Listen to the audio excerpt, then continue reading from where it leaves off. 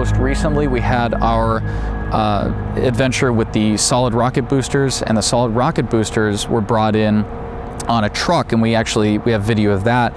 What's really cool is we spoke to some astronauts at the time, or one astronaut at the time, as well as the director of the California Science Center. So if you go back, Alex, let's go and listen in with them and see what they have to say about where we were up until this point. Let's hear from the astronaut and the director of the California Science Center. This is a very exciting day for you. What's going through your mind right now? Well, just really excited and thrilled that we're actually getting these solid rocket motors, the last big piece of the space shuttle, to arrive for our permanent display in the Samuel Ocean Air and Space Center. Will it be open to the public once it's completed? No, we've got a long process ahead. The building is partially completed. We actually have to put in the space shuttle stack before we complete the building. It's so big that we couldn't get it into the building. So we're partially constructed. This will arrive at the Science Center later today, and then next month these solid rocket motors will go into the building. Early next year, the external tank and Endeavour will go into the building. So, and then we'll complete construction a couple more years before we'll get construction completed. Endeavour will only be on display in its current location in the Samuel Ocean Pavilion at the Science Center until December 31st, and then it will go off exhibit for a few years. Well, it's exciting. My first flight was on the Space Shuttle Endeavour back in 2009, so it's just great to see, not only Endeavour, but the whole shuttle program be honored here and be set up in the launch configuration, so people will get an idea of the scale of how big that vehicle really was. So basically that's kind of where we left off up until tonight. Tonight now we are here at the California Science Center, actually inside on the last thing where you saw the shots of the solid fuel rockets going by. That was out on the street.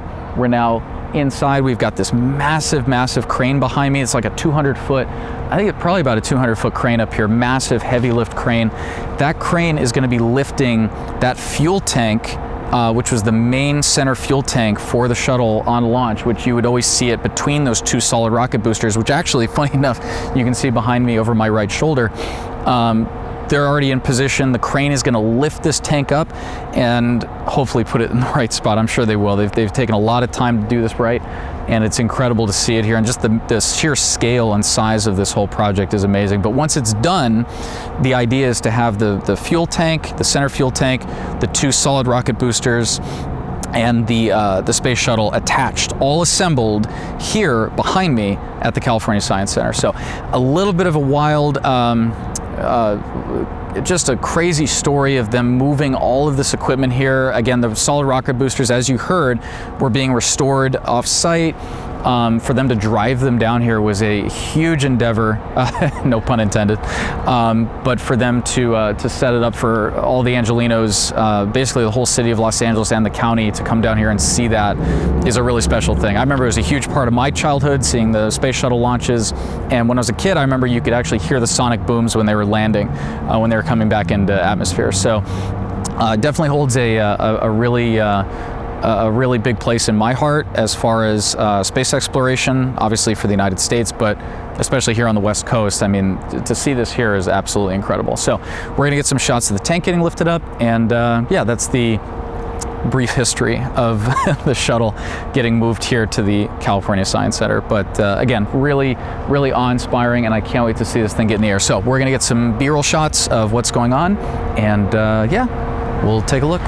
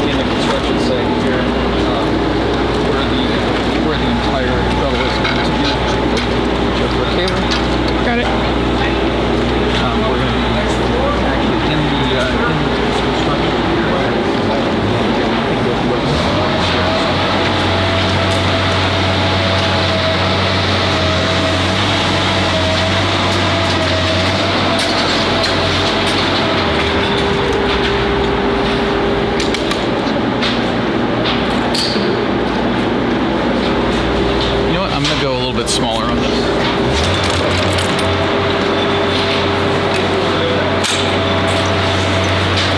So yeah, it looks like we're going up quite a few floors, and I think we're gonna have a look at this, huh? We got a front row seat.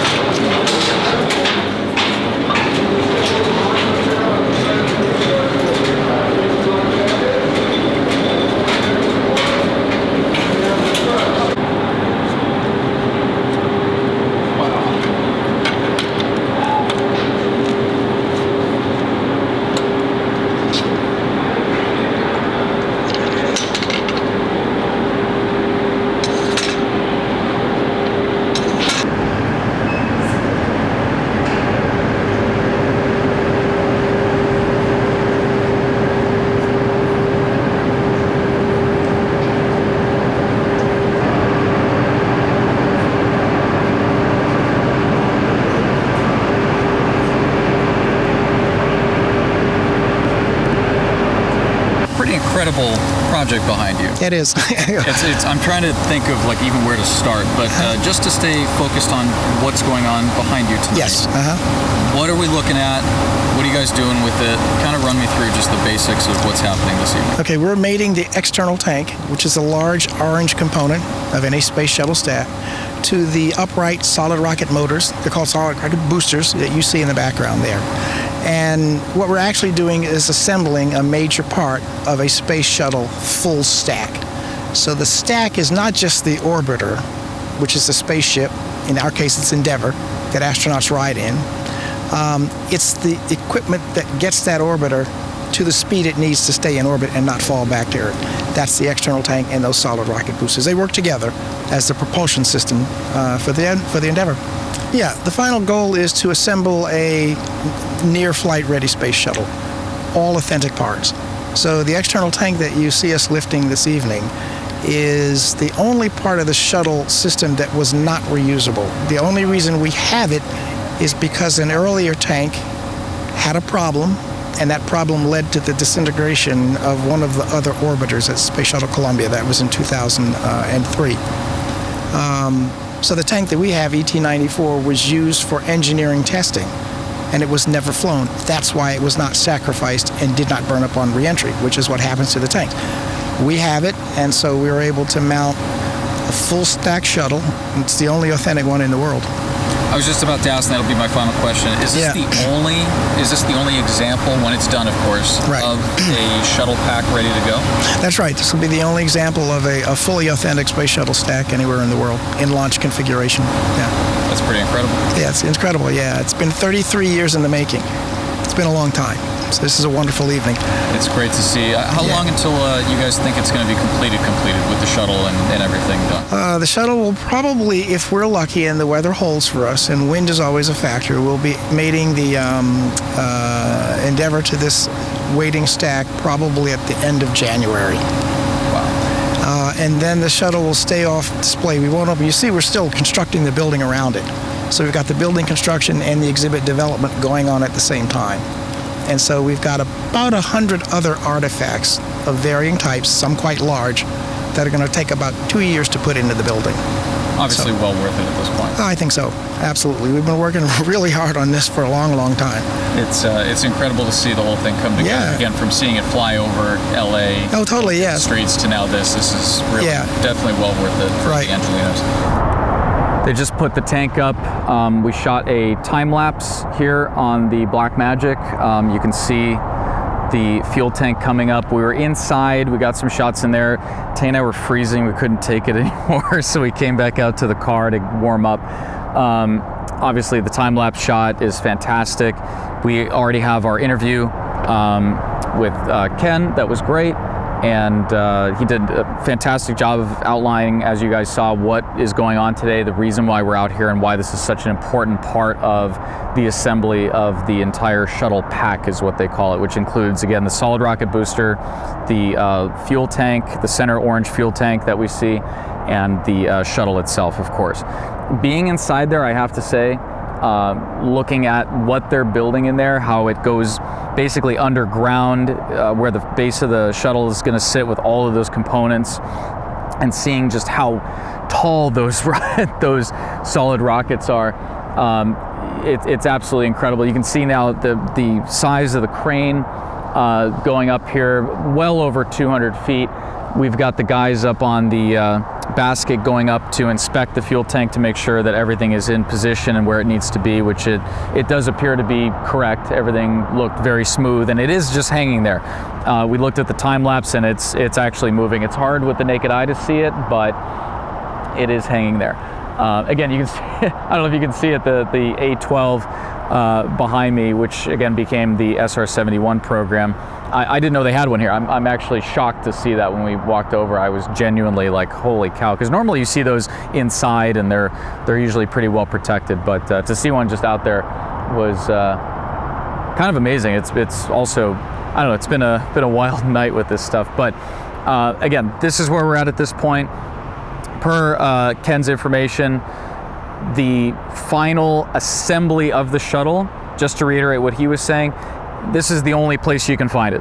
Right here in LA, right just south of downtown, is the only place that we're going to be able to see an entire shuttle pack with the fuel tank, the liquid fuel tank, and the solid rockets and the shuttle all assembled in launch configuration, which is, again, just from what I saw standing there with just the solid fuel rockets, is an impressive sight to see. So I'm very excited to see when this is done. And again, when they go to grab the shuttle and lower the shuttle into position, we'll be out here for that as well. And they're talking about doing that at the end of this month, I think he said. Am I mistaken in that? No, he said end of January, right? So we'll see. We'll get information on that. But yeah, quite a wild. And I didn't expect to go in there too. They were like, hey, grab a hard hat and a safety vest and let's go. I was shocked. That was really, really cool. So a little bit of behind the scene access today into the construction site of what will be the final home of the Space Shuttle Endeavour. So pretty neat. A little nerdy